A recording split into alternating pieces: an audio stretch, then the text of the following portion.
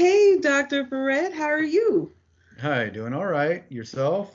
I'm doing well. It is a beautiful Friday, and I want to thank you for joining me today. I just kind of wanted to talk about the master's degree in history um, because history is one of my favorite subjects, and I actually get a lot of questions about the history program when I would go out and recruit for students at different institutions.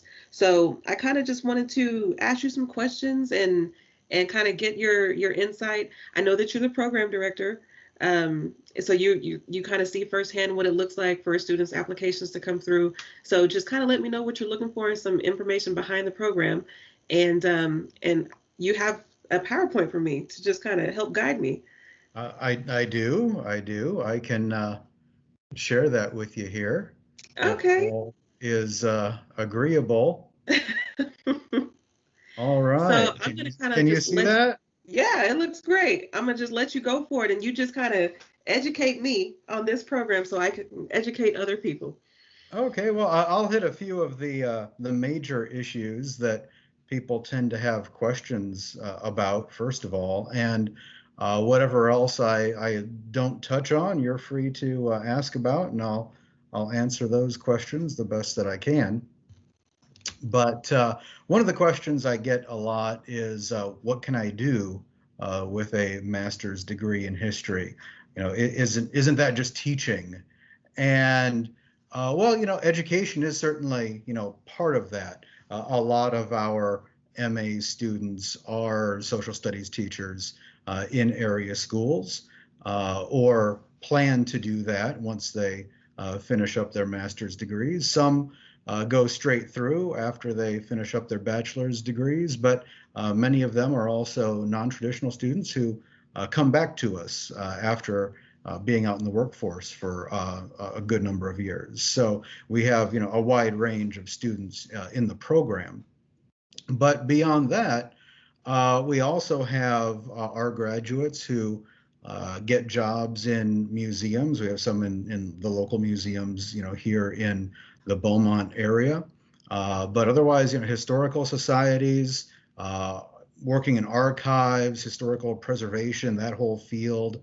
There's lots of, public history opportunities that our degree can help one access. There's also publishing and editing. A lot of what historians do is write. Some of the best writers I know are historians. It's not just English people who know how to write well. Historians have to know how to write well also. So that can open up new avenues as well, working with a university press or a trade publisher. Um, Agents, editors, all kinds of jobs in the publishing field that people might be interested in. There's also, depending upon what people are interested in, there's various jobs in federal, state, and local government. Some of the more famous ones people might think of, jobs with the National Park Service, with some of your bigger organizations within the government, the FBI, CIA, the Foreign Service Office for those people who are a little more adventurous, who like to travel.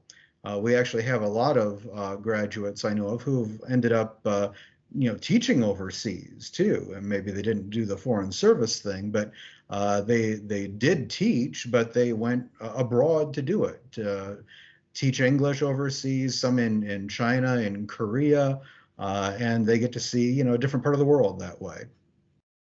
Historians are also set up to be successful in politics, in the law. It's a very, smooth transition going from like a master's degree in history into law school. And law schools can like to see that kind of thing because you've already proven the kind of advanced study that you're capable of. But, business as well. The great thing about history is that the kinds of skills that it teaches, research, writing, critical thinking, these are skills that are transferable to a lot of different occupations. So there's really like no particular limit to the kinds of things you can do with a history degree. There's actually lots of different opportunities out there. Wow, let me tell you, and I don't mean to just jump in and cut you off, but I was kind of familiar with the museums piece and the historical societies, but I never really made the connection with law. And I do know that history is pretty, like you mentioned, there's a lot of writing, and pretty much law school is reading and writing and being able to interpret law briefs and case briefings, and so yeah, I've never made that connection with law. Even with federal and state. That's interesting. That Yeah, well, is, and I do, legal history is one of the fields that I study. So, that would be an easy transition for somebody who's interested in legal history is to go to law school. When I was working on my master's program, I eventually went on to get a PhD in history, but my one roommate ended up going to law school, and he's a successful lawyer now. So, there are certainly many different avenues that that master's degree can open up for you. and I would definitely have to say too, to do anything with history, you really have to have a love for history. You really have to have a love for it, and exploring it, and reading into it and diving deeper. I mean, you learn something new with history every day. Just going a step further. But No, this that's is absolutely extremely, right. There's always that one extra source you need to see, yeah, that one extra book you need to read. yeah. At some point, you have to call it good enough, because the production of historical work never stops, right? But you have to make that decision. Okay, this is where I'm going to hold the line because I got to get my own stuff done. Yeah, I completely agree. Okay, I don't mean to interrupt you. Keep going. You No, no, got no, it. that's fine. Um, I've also been asked, why Lamar, why the MA program here, and I think one of the benefits that we have are all of the choices available and the kinds of flexibility that we offer. We do have two program tracks. We have a 30-hour thesis track and a 36-hour non-thesis track. The 30-hour thesis track we generally recommend for people going on to a PhD with that as their end goal. Students would complete a thesis of somewhere in the neighborhood of roughly 80 to 120 pages as part of their requirement to graduate under the thesis track. That one does require a foreign language as well. The 36-hour non-thesis track does not require a foreign language. It has, additional coursework. That's the one that we design for really everyone else, but especially social studies teachers who would then have, on the basis of that wide-ranging coursework, the most well-rounded possible set of knowledge that they can then, take into a classroom. Another of the bigger points of flexibility of our program is that there's very little that you are forced to take within the history MA program.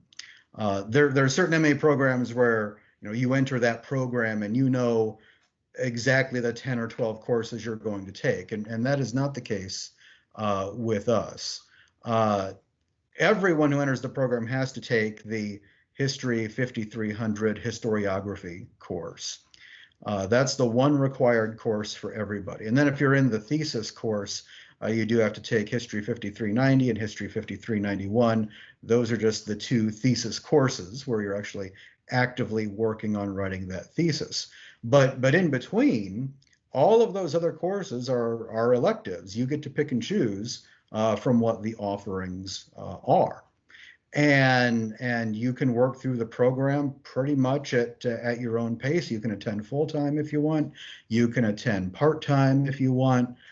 We have rolling admission, so you can start in the fall, you can start in the spring, you can start in the summer, whatever is more convenient for you. And we are getting more and more courses that are online these days that have some kind of hybrid component to them. So we're trying to make things as flexible as possible, especially for working adults, so that they can pursue that advanced degree. I did want to take a second too to mention, just in case any undergraduate history majors happen to run across this, is that we do have a fast track BA MA program where you can earn both degrees in as little as 5 years. With this fast track program, students, while they are still undergraduates, take 5 courses for dual undergrad and grad credit. They do all the work of the undergraduate course, but then they do additional graduate level work as well that they kind of put in the bank for later. So we have had students, as a consequence of that program, they will start the MA program after they finish their bachelor's degree, and they already have 15 credit hours banked, and they might go the thesis track. They got 15 hours left to do, and they'd really been on top of things. They've been thinking about what they wanted to do for their thesis, and they're done with their master's program in a year. So I'm very happy to offer that too for those students who are directed enough at a young enough age. I don't know as I would have been on target soon enough to make that happen, but for those people who know what they want to do and they know early, we've got that fast track BA/MA program for them. What's interesting about the fast track, and even with a lot of students coming out of high school, a lot of those students are doing co-enrollment programs and dual credit programs. A lot of students will come out of high school with associate's degrees already. Like there's a lot of early college programs. So you may get a number of students that are already coming in with associate's degrees, and they can actually get that bachelor's degree and master's degree a whole lot sooner coming in with all those dual credit courses. So that's right. I mean, I never had that kind of opportunity when I was going through. So I had to take the slow road the whole way, but it's a neat program, and of course, it saves time, it saves costs. So it's the kind of thing that students might be interested in. Certainly, maybe their parents would be interested in it. So if they wanted to look into that, certainly I'm happy to help with that too. Definitely. And also, just one thing to piggyback off of what you mentioned, for that fast track program, for if we are having any students that are interested and that are current undergraduate students, we also do have that continuing Cardinal Scholarship that helps students transition from undergrad to grad. So if it's only going to take you a year to knock out that master's program, you might as well have a scholarship attached to it so that you're not losing anything. So keep that in mind, and I can be a contact for that if students have questions about the That's content. right. If the money's there, take it. Yeah, definitely. That's right. Okay, so you got it, Dr. Forret. Let me stop interrupting you. I did want to go over the admission requirements that we have for the MA program.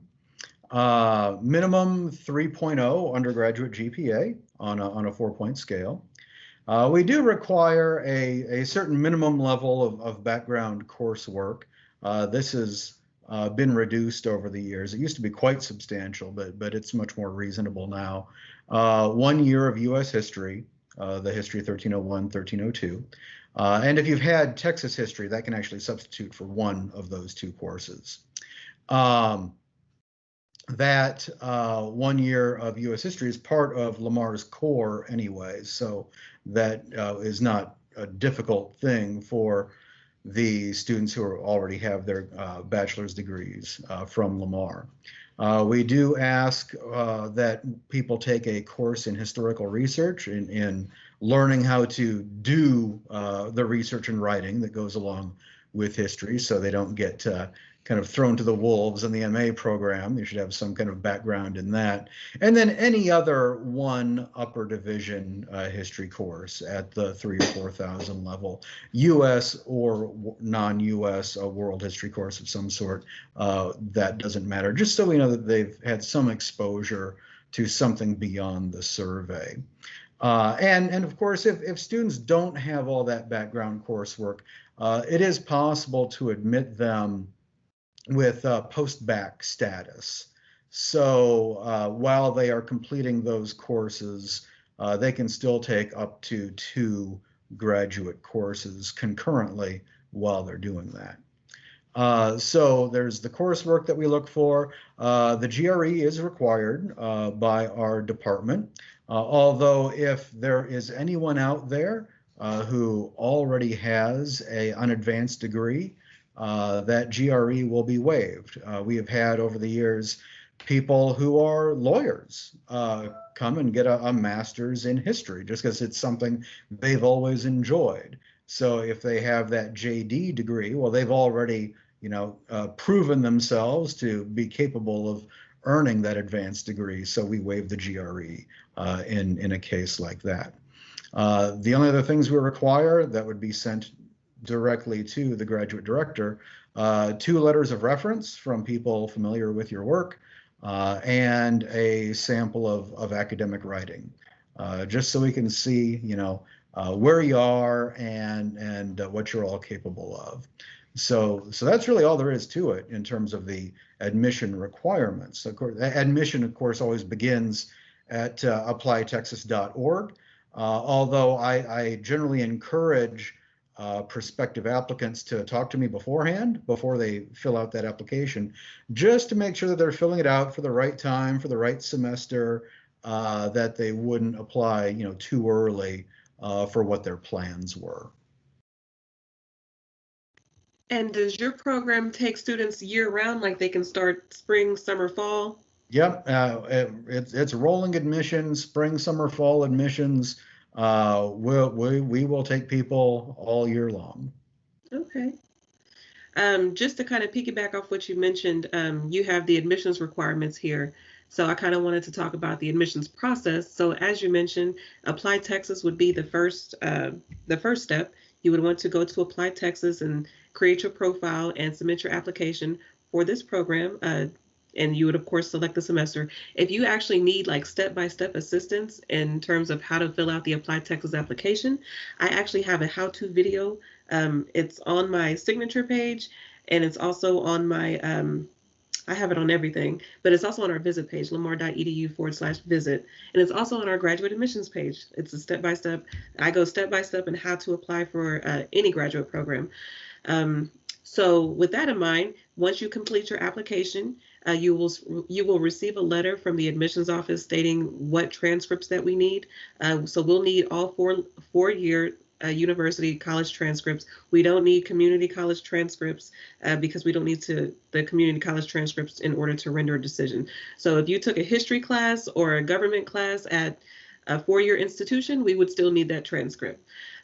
So we would need all your university transcripts, and the GRE, as he stated, would be required for this program. So you'd have to get your GRE scores sent from ETS to our institution so that he can review your GRE scores.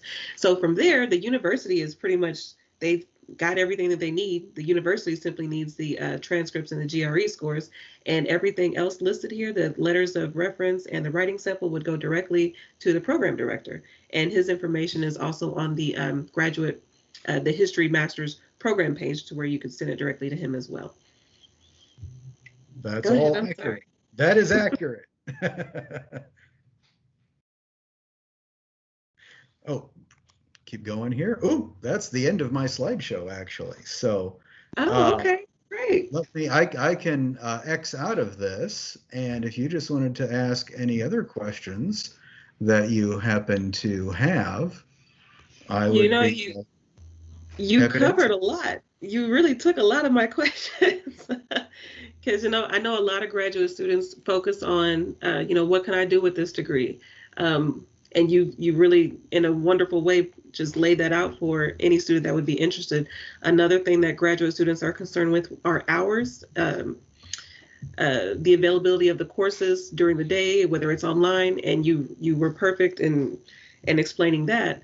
So I guess another question I would have possibly, what are some, I know you kind of mentioned a few success stories, just another one possibly off the top of your head, some students that had some success stories from this particular program, maybe what they started off with and what they went on to do. Oh gosh, I'll have to decide. The one that I had in mind when I was talking about the fast track program, I won't name her name, but she was a very good student of mine. I had her probably for gosh, maybe 3 classes over the years. And she was one of the very first fast track students that we had. Uh, very successful with the fast track program. Got out of the MA program in a year, wrote a thesis in that time, and went on to a PhD program where she still is. We've had several people move on to PhD programs in history. I know Texas Tech has been one of them, Texas A&M, St. Louis University, SUNY Buffalo. These are places that our students have gone on to. We have others who are social studies teachers in the area. We have others managing museums in the area. There's a pretty good track record of our people doing quite well. Okay. What about transfer courses? Do you all take transfer credit into your program? If We they maybe do. started something somewhere else and then are wanting to continue with us? I can very easily assure people that we can transfer in at least 6 hours of transfer credit. Above and beyond that, there is an appeals process that I can go through. I can't make any guarantees, but I can try anyway. Um, and the other thing that I might mention as well, in case there are students out there who maybe were in our master's program at one point, even in the 80s or 90s, and whatever happened and they didn't finish it. Family came along or whatever.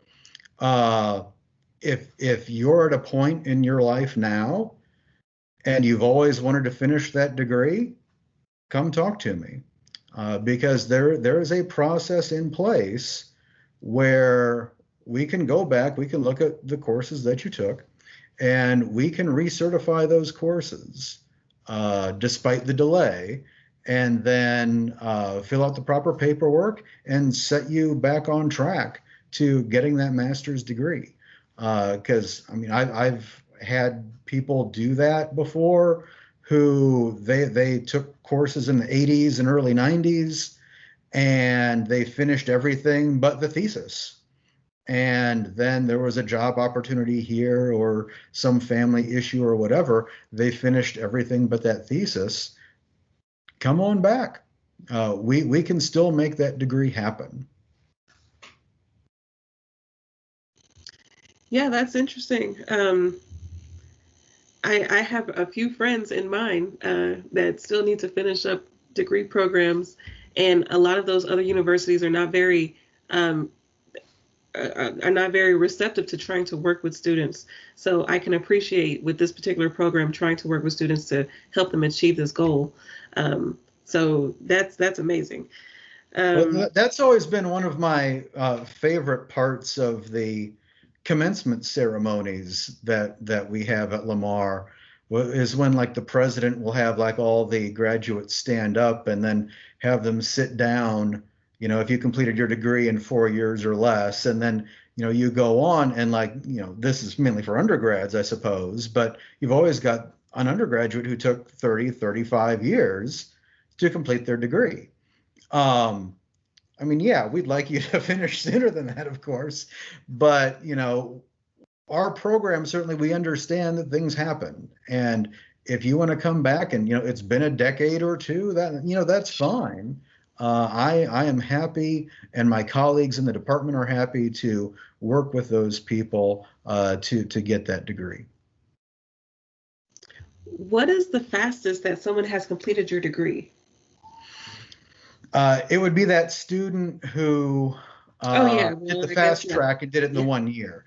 Normally, under non-fast track circumstances, you should be able to complete it in 2 years if you're going through the standard route full time.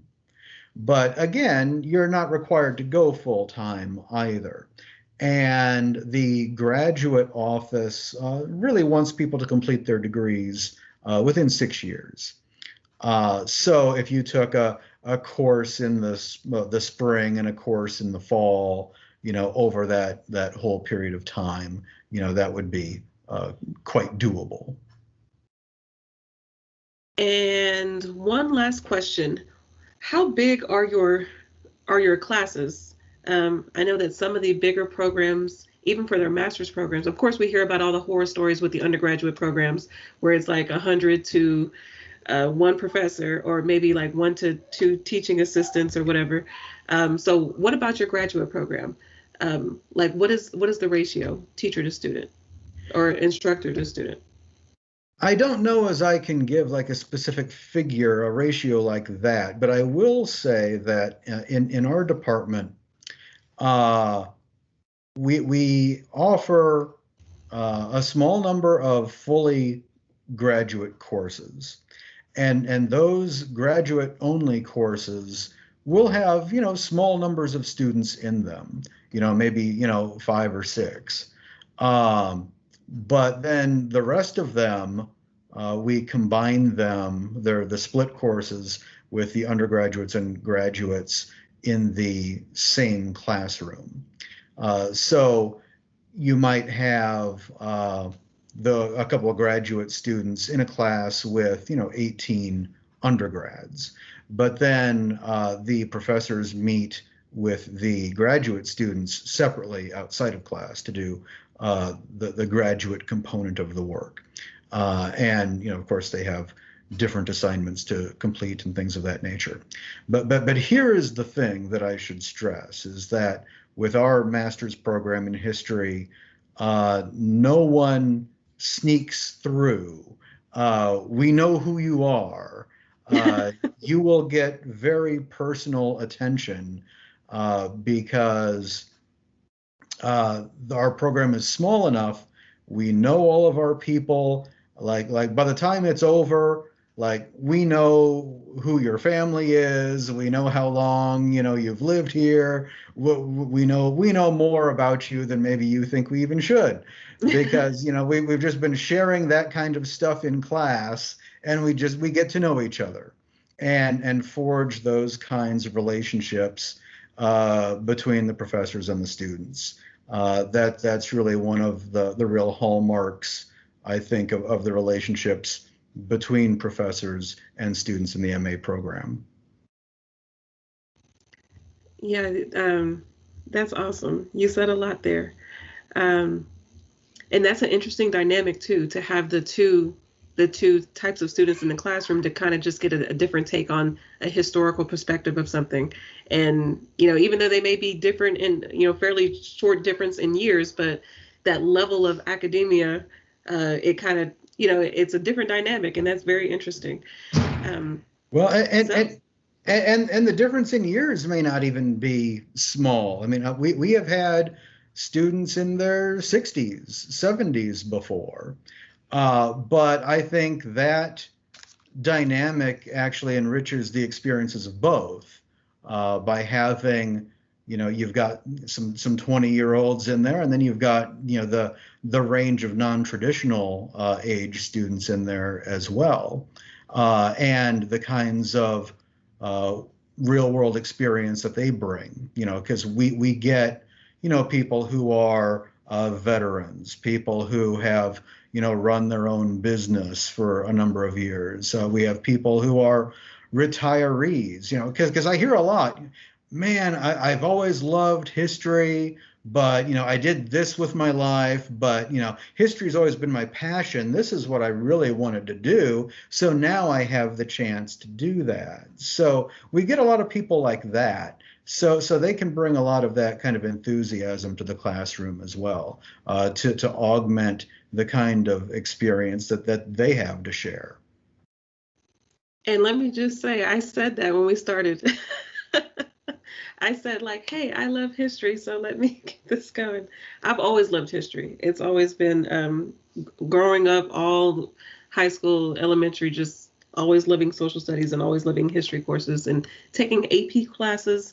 And you really do have to have a love for the subject, and you have to have a love to want to read and dig deeper and wanting to express and write what it is that you're reading in a in a good way, just in a very expressive way. Um, well, I think that we have covered all of our points. Like I said, you took all the questions out of my mouth there. So, Well, I try to and make it easy on you, I guess. I do appreciate it, and I do look forward to meeting with students and sharing this information with them. So I do appreciate you being so forward and so forthcoming with this information, and being so being easy to schedule this with, and I really appreciate it. Do you want to just go ahead and share your email address? I don't have anything like to show on the screen, but you can just say it if you Oh want to yeah, just. I don't have anything ready for that either, but I'm at Jeffrey, Jeffrey. Put the R before the E. That can trick people up sometimes. Jeffrey dot Forret, Forret, two R's, one T, at lamar.edu. Thank you very much. And I'm also Stephanie Broussard, the Assistant Director of Graduate Recruitment for Lamar University. And I thank you for this time. And hopefully we'll be meeting with you soon. Any interested students out there interested in our history program. Thank you. Sure thing. My pleasure.